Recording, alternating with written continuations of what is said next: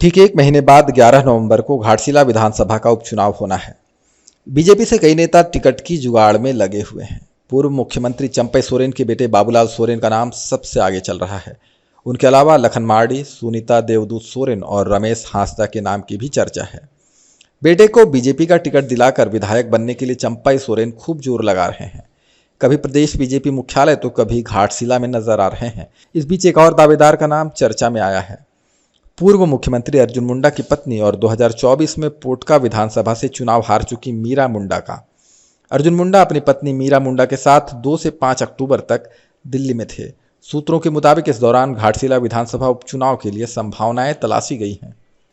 अर्जुन मुंडा कोल्हान में बीजेपी के बड़े लीडर हैं, लेकिन खूंटी से 2024 का लोकसभा चुनाव हारने के बाद वे संगठन में हाशिए पर चले गए हैं। अब उन्हें विधानसभा या लोकसभा का अगला मौका 4 साल बाद ही मिलने वाला है। लेकिन घाटशिला के रण में पर्दे के आगे या फिर पर्दे के पीछे से उतरकर वो अपनी अहमियत को फिर से साबित करने की कोशिश जरूर करेंगे। संभावना तो यह भी है कि बीजेपी कहीं अर्जुन मुंडा को ही घाटशिला उपचुनाव न लड़वा दे। मुंडा चुनाव लड़े या न लड़े, लेकिन वे ये जरूर चाहेंगे कि उनके खेमे का ही कोई व्यक्ति बीजेपी का प्रत्याशी बने, जिससे उनका दबदबा कोल्हान और संगठन में बना रहे। बीजेपी के एक नेता ने कहा कि अगर बाबूलाल सोरेन को टिकट दिया जाना होता तो अब तक नाम की घोषणा हो गई होती। चंपई सोरेन पूरा जोर तो लगा रहे, लेकिन यह बीजेपी है।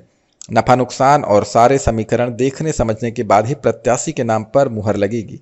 जहां तक मीरा मुंडा का सवाल है तो उन्हें अगर टिकट मिल भी जाए तो कोई आश्चर्य की बात नहीं होगी। 2024 के विधानसभा चुनाव में बीजेपी ने पोटका से 5 बार प्रत्याशी और 3 बार विधायक रही मेनका सरदार का टिकट काटकर मीरा मुंडा को पोटका से चुनाव लड़वाया था। हालांकि वो चुनाव हार गई, लेकिन 92,000 से ज्यादा वोट उन्होंने हासिल किया था। बीजेपी नेताओं का कहना है कि अगर अर्जुन मुंडा अपनी पत्नी के लिए और चंपई सोरेन बेटे के लिए टिकट मांगते हैं तो पलड़ा अर्जुन मुंडा का ही भारी होगा।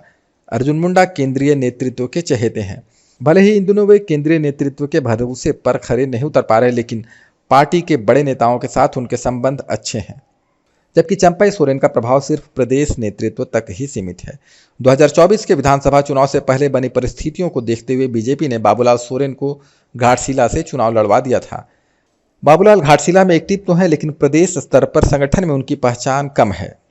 जबकि अर्जुन मुंडा की पत्नी मीरा मुंडा लंबे समय से बीजेपी में शामिल रही हैं।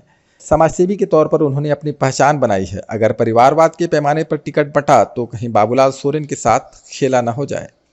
खबर का मतलब बवाल न्यूज। हमारे चैनल को सब्सक्राइब जरूर करें।